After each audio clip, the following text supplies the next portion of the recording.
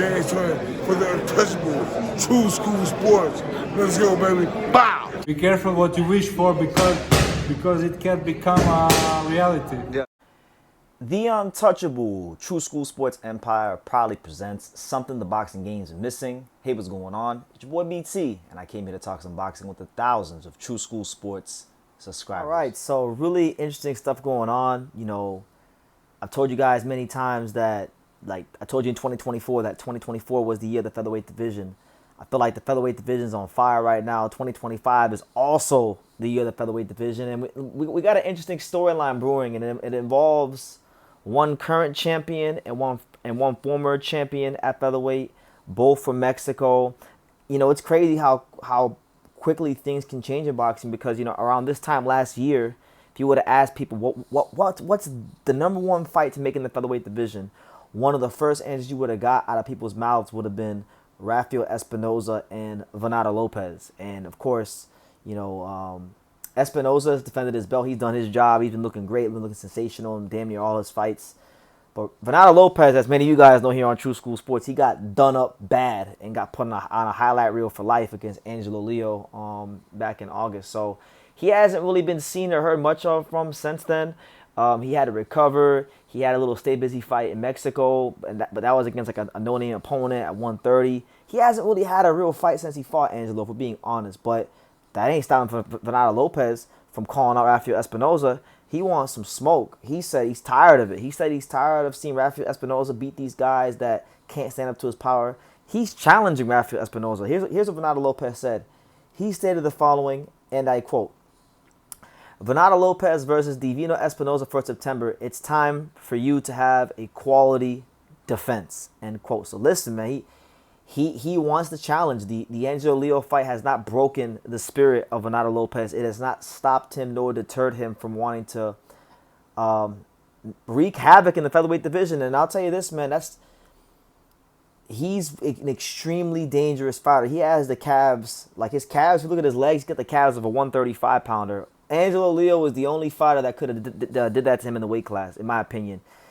His combination of athleticism, punching power, unpredictability, it's not any other guys that would have that kind of performance against him. So with that being said, I want to see this fight because a lot of people are saying that Rafael Espinoza is the number one featherweight in the world. I love Espinoza. I think he's an amazing fighter, but I don't agree with that. And I think this would be a great measuring stick for Espinoza.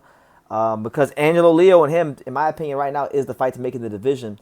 And what better way to figure out, you know, kind of get a measuring stick than to fight the guy that Angelo beat to become champion, who's also your countryman, and Venado Lopez. I've always thought that Venado Lopez had a chance to beat Espinoza because, you know, truth be told, anybody who can punch a little bit and has some huevos will have a chance to beat Espinoza, because Espinoza gives up his size and he likes to fight, and, you know, it's fun to watch, but it makes him equally vulnerable. But so far, nobody's been able to stand up to that thick bone density he's got. So Rafael Espinoza has ran through everyone he's fought. My thing with Venado Lopez, if they were to actually fight in September, which I think they should do, I think Top Rank, you know, I don't know what network they're going to be on because they haven't even announced the network. They're not going to be on ESPN by September, but whatever network they're on, that should be a fight they look into for September. Two Mexicans, Mexican Independence Day. You know, Canelo ain't going to fight on Mexican Independence Day, so why not do Espinoza versus, you know, Venado, smaller venue, Vegas. Do it big. Be a nice fight. A lot of Mexican people, a lot of Mexican fans will show up for that fight, no doubt about it. But yeah, like my thing for Venado is that he had a hard time making the weight towards the end of his featherweight run, heading into the Angelo fight, and of course for the Angelo fight. So I feel like, you know, my question for Venado would be weight. You know, can he healthily make the featherweight division, the featherweight limit? Because if he can, I'll tell you, if Venado Lopez can healthily make the featherweight limit and retain his strength, his power, oh my God, Rafael Espinoza is going to have a fight on his hands. I'll tell you that right now. Venado Lopez is a very dangerous fighter.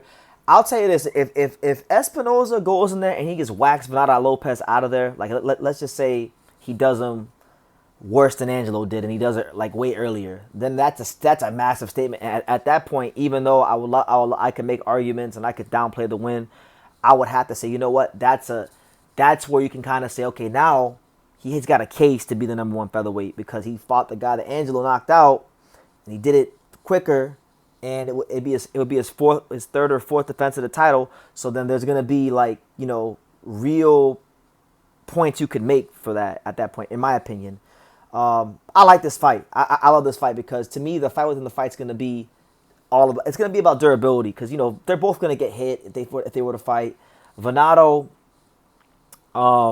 we know has, you know, he had to get literally laid out. He had to get hit in a manner where he had to go out on the ring in a stretcher, and go on an ambulance later on. He had to get hit like that. You know, he's very, very tough. He's very, very brave. He punches insanely hard. I mean, you go back and you think about the knockouts he's had in his career against like Mick Collin, these kind of guys. You know, he really is punching like that, and he throws punches that opponents don't see. He's probably the most athletic fighter, or one of the most athletic fighters in the featherweight division. He's not a guy that, you know, I really believe, in my opinion, based on some things I know, which I'll keep to myself. He's not a guy that I thought Naoya Inoue's people had an interest in fighting if they came to featherweight. And, you know, and that was a very good win for Angelo Leo. And I think it'd be, even now, you know, he's had time to recover. He's got a win under his belt, so, you know, his confidence should be a little bit higher. You know, I think if Espinoza were to fight Venado Lopez, he would be getting the most confident, pissed off for greatness Venado Lopez there's been. And I think when you factor in that, you know, two Mexicans fighting each other potentially in September, because he wants to fight him in September. If they were to do it in September, there's going to be a lot of nationalistic pride on the line. And Venado Lopez is going to want to take all the notoriety that Espinoza's garnered over the last, you know, year and a half, going on 2 years. He's going to want that for himself. And look, he beats Espinoza.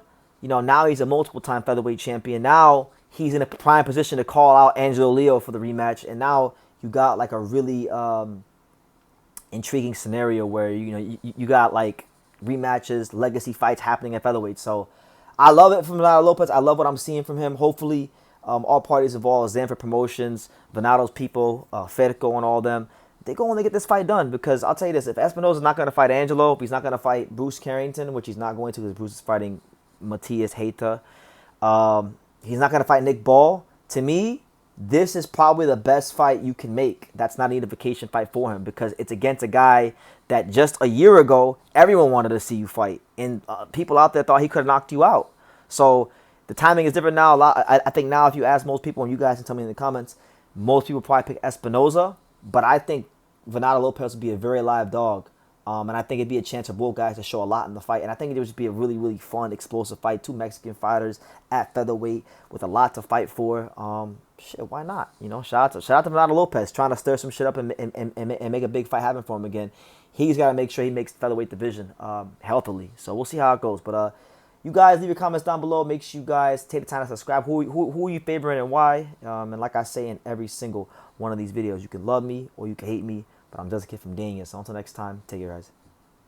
Thank you for watching another video on the untouchable True School Sports Empire. I'm in the fight capital of the world, Las Vegas, Nevada, and we got a monster in town. For more great boxing content from America to Japan and everywhere else in between, make sure you guys subscribe, stay tuned, and keep it locked.